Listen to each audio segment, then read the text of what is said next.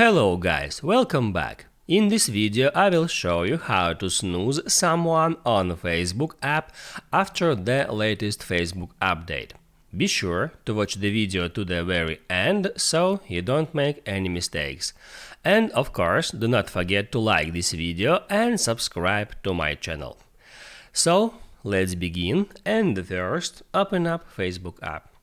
There it shows you Facebook feed. You can scroll down until you find the person's post or group post that you want to snooze.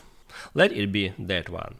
All you have to do is hit right here at three dots icon, and then you need to find hide post feature. You can tap on that, and now you are able to snooze all the content from that specific person or group for 30 days. Write down in the comments below if you have any questions about that tutorial, and also I recommend you to check out my Facebook tutorials playlist where you will find a lot of useful videos. Hit the like button if you like that video, and see you in the next one.